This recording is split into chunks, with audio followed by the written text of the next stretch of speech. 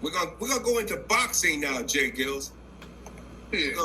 We're going into boxing. We got, man, some people box. I didn't realize there were over 50 category for boxing. The Masters champion, and we got a Masters champion right here from Rochester, New York. He stopped the guy in 2 rounds to take the.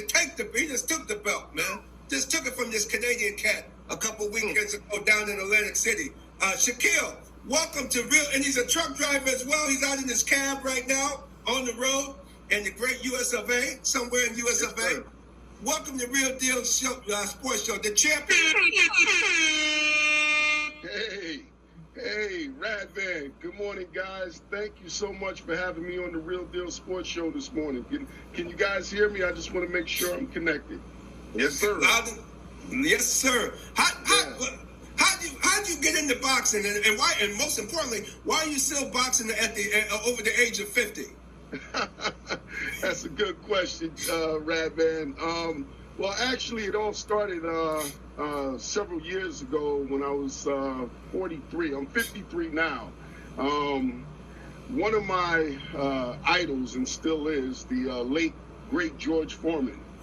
When I saw him knock out Michael Mora to win the heavyweight championship, I think at 42, I said to myself, you know what?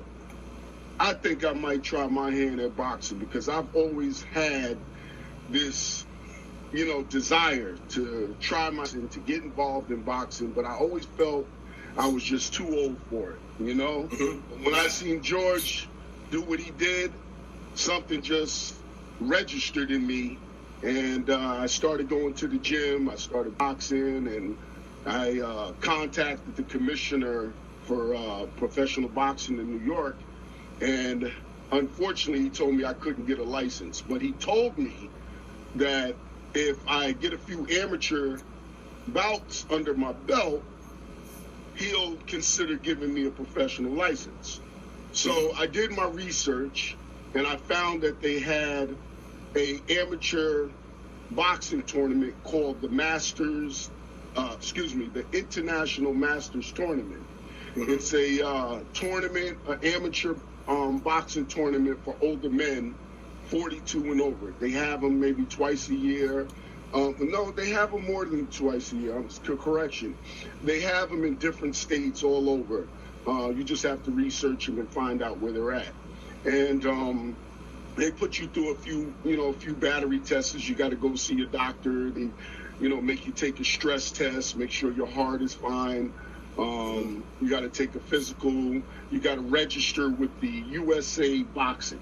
And after that, once you get your approval, you get your card, and you get in. You get in to fight. So that's how actually I started. I joined the International Masters tournaments, and I started fighting there for some time, and I'm still at this point trying to get a professional license.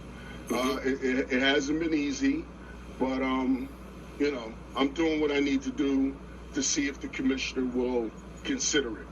And I had a fight a week ago, and just to correct you, Rad Man, it wasn't in Atlantic City. It was in Brooklyn, New York, at the world-renowned Gleason's Boxing Gym in Brooklyn, New York. It's it's right under the Brooklyn Bridge in the Dunbar section, and it was on the 15th and 16th. I won by a second round stoppage that day. I won the championship there at Gleason's, and I was so excited. I had a great time there. There were a lot of great fighters. I mean, we have ages up to 72. We had a man there, 72 years old.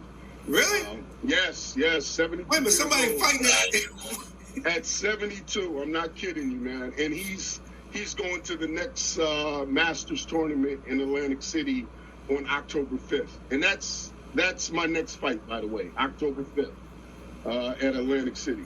Yeah, this year. Oh, congratulations, Shikil. Well, how do you're a truck driver by trade? How do you get now? You're on the road. You're on the road right now. We can see you in the cab of your truck. If people watching it on YouTube, like the video, like, subscribe, and comment. Subscribe on YouTube and Facebook. We can see. Please like the show and subscribe to it as well. Sure. How do you train when you're on the road like this? That's a very good question too, Brad, man. It's not easy. It takes a lot of discipline because, again, I'm driving 3,500 miles a week. Okay, but I do have to take a 10-hour break every day. So when I take that 10-hour break, I'll get out of my truck. I'll find a little area near my truck, and I'll do my jumping jacks. I'll shadow box. I'll do a lot of calisthenics. And just try to, I run, I bring my sneakers with me, and I'll do my road work wherever state I'm in. I'll just run and just try to keep myself physically in condition that way. And then when I get back to Rochester, I go to the gym over there with Charles Murray and, work with the coaches there for a day or two on my home time. Wow. Yeah, that's called discipline. That's called consistency. What do we say? Lord have mercy.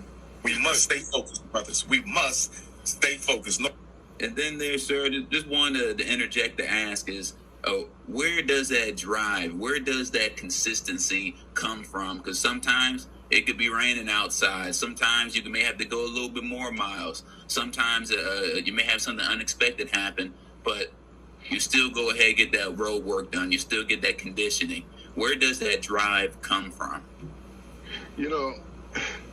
I'm in this truck a lot, and I do a lot of. I look at my phone a lot. I'm not gonna lie. I'm on my phone a lot, and I watch a lot of boxing. And I just watch fights. I watch these old fighters like Ron Lyle, George Foreman, Mike Tyson, Sugar Ray Robinson, Ali, and I just get gassed up, man. Like, I just feel like, I can do this. And I'm not, just because I'm a certain age, I'm not going to let that hinder me or keep me from achieving my goal. And I'm just so locked into this boxing that I won't allow myself to quit. I just won't allow it. And the more I look at fights and the more I stay in tune in boxing, it just keeps me motivated. I just don't know what it is. I just don't want to stop. And I guess that's really it. I just don't want to stop, I'm a little hard-headed, I guess. Wow. Yeah. Now, when's your next fight so that we can get ready for that one? Yeah, my next fight is October 5th in Atlantic City. Again, it's the International Masters Boxing Tournament. The one in Atlantic City is probably one of the biggest behind Miami and Las Vegas. And, that's the next fight. And I'm doing everything I can to get myself prepared and ready to win that match. So, again, I can contact the New York State Commissioner and see if I can get a professional fight. Because I think that at 53, I feel I can win a heavyweight championship and be a good contender. I really do. I'm in good condition at my age, and I believe I can do it. And I'm not going to let nothing stop me or keep me from making it. And to have me on a show like this, it's little things like this that's going to, I would say, when I'm doing interviews like this, it's going to be very hard for me to stop, because I feel like today is just another sign that something is going to happen for me, and I feel it is. And I really appreciate you guys bringing me on the show. This is the first time I've ever had an interview like this. I was very nervous in the beginning. I tell you, I was so nervous getting on the show. But I really appreciate you guys having me today. This is really motivating me.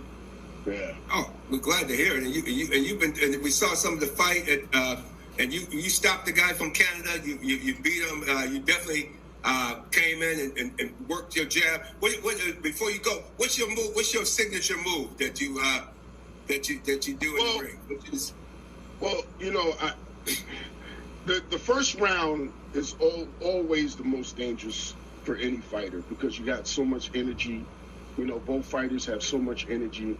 So I just try to get in there and I take my time. I work my jab, and I just try to, you know, follow through. Anything I throw, I just follow off the jab.